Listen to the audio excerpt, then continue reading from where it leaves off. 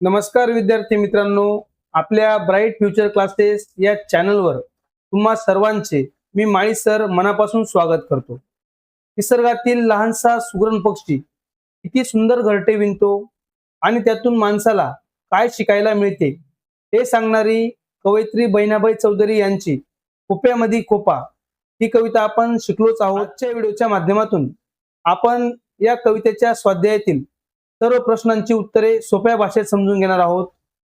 चला तर मग व्हिडिओला शेवटपर्यंत नक्की पहा आणि सर्व उत्तरे तुमच्या वहीत लिहून ठेवा। चला आजच्या व्हिडिओला सुरुवात करूया। पाठ 7वा, खोप्यामध्ये खोपा। आम्हाला हे समजले या घटकाअंतर्गत असणारा पहिला प्रश्न, एका वाक्यात उत्तरे लिहा। सुगरण पक्षाने खोपा कोणासाठी बांधला आहे? तर आपलं मित्रांनो उत्तर आहे, सुगरण पक्षाने खोपा आपल्या पिलांसाठी बांधला आहे। खोपा कोठे टांगला आहे? खोपा झाडाला टांगला आहे। दुसरा प्रश्न बघा, पुढील आकृती पूर्ण करा।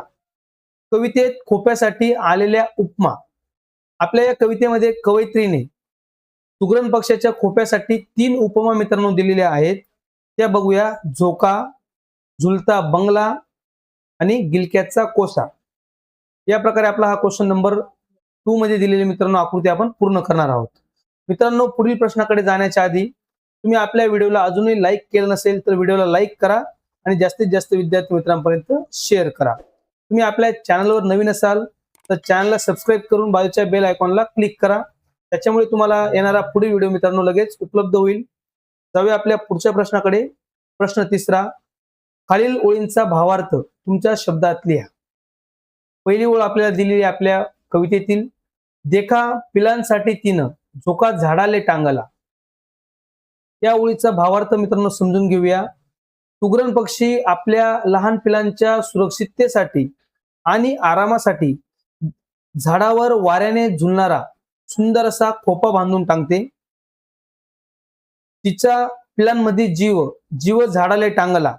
या ओळीचा भावार्थ मित्रांनो समजून घेऊया। सुगरण पक्षाचा सर्व जीव तिच्या पिलांमध्ये अडकलेला असतो आणि पिलांचं रक्षण करण्यासाठी तिने आपला जीव जणू झाडाला खोप्याच्या रूपाने टांगून ठेवला आहे।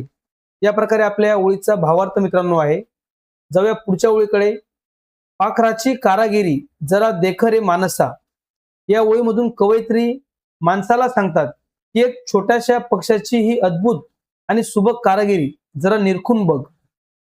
पुढची ओळ दिली आहे आपल्याला, तुले देले रे देवाने 2 हात 10 बोट। तर बघा, माणसाला देवाने काम करण्यासाठी 2 हात आणि 10 बोटे दिली आहेत, तरीही तो पक्षासारखी बिनचूक व सुंदर कलाकुसर करू शकत नाही। याची जाणीव या ठिकाणी कवयित्रीने माणसाला करून दिलेली आहे। जाऊया पुढच्या प्रश्नाकडे। प्रश्न 4, खालील प्रश्नांची उत्तरे 2 ते 3 वाक्यात लिहा। सुगरणीचा खोपा चांगला आहे असे कवयित्रीने का म्हटले आहे? तर बघूया उत्तर।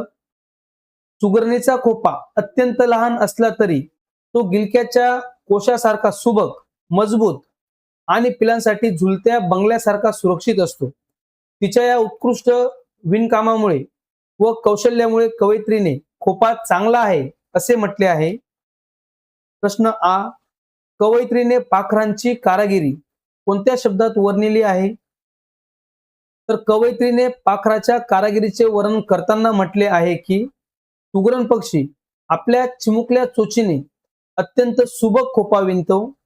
माणसाला 2 हात आणि 10 बोटे असूनही तो अशी अप्रतिम कारागिरी करू शकत नाही, या शब्दात वर्णिली आहे। बघूया पुढचा घटक, लिहिते होऊया। सुगरण पक्षाकडून आपणास काय शिकायला मिळते? हा आपला दिलेला पहिला प्रश्न। बघूया उत्तर। सुगरण पक्षाकडून आपल्याला चिकाटी, मेहनत, कलात्मकता आणि पिलांवर अत्यंत मनापासून प्रेम करणे या गोष्टी शिकायला मिळतात। बघूया आपला दुसरा प्रश्न, सुगरण पक्षाच्या खोप्याची रचना इतर पक्ष्यांच्या घरट्यांपेक्षा वेगळी कशी असते? मित्रांनो, आता सुगरण पक्षाचा खोपा किती जणांनी बघितलेला आहे? कमेंट बॉक्समध्ये नक्कीच आपली कमेंट टाका।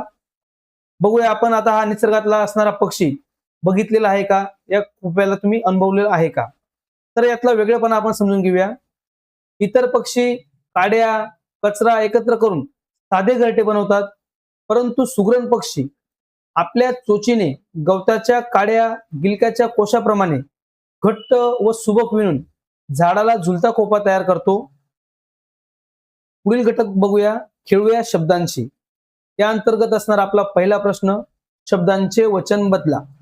या ठिकाणी आपल्याला दिलेले जे 4 शब्द आहेत त्या 4 शब्दांमध्ये 2 शब्द मित्रांनो एक वचनी दिलेले आहेत आणि 2 शब्द अनेक वचनी दिलेले आहेत. बघा, पहिले एक वचनी शब्द बघूया. झोका, झोक्याचं अनेक वचन मित्रांनो होतं झोके.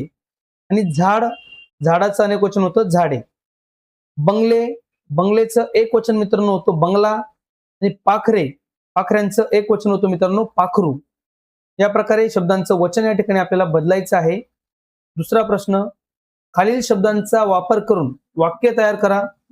आपल्याला या घटकामध्ये 4 शब्द मित्रांनो दिले आहेत. त्यातला पहिला शब्द सुगरण. सुगरण पक्षी खूप सुंदर घरटे विणतो. दुसरा शब्द आहे झोका. बागेतील झाडाला मुले झोका बांधून खेळत होती. तिसरा शब्द आपल्याला दिलेला आहे कारागिरी. ताजमहालाची उत्कृष्ट कारागिरी पाहून सर्वजण थक्क होतात. आणि शेवटचा शब्द आपल्याला दिलेला आहे चोच. पक्षाने आपल्या चोचीत हौचा घास धरला होता. या प्रकारे या दिलेल्या शब्दांचा आपण वाक्यात मित्रांनो वापर केलेला आहे.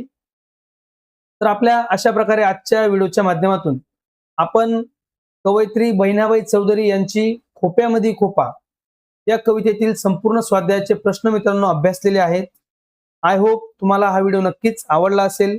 व्हिडिओला लाईक करा आणि जास्तीत जास्त आपल्या विद्यार्थी मित्रांपर्यंत शेअर करा. मित्रांनो, जाता जाता आपल्या चॅनलला सबस्क्राईब करून नक्कीच सगळ्यांनी जायचं आहे. Thanks for watching this video friends. All the best. Bye.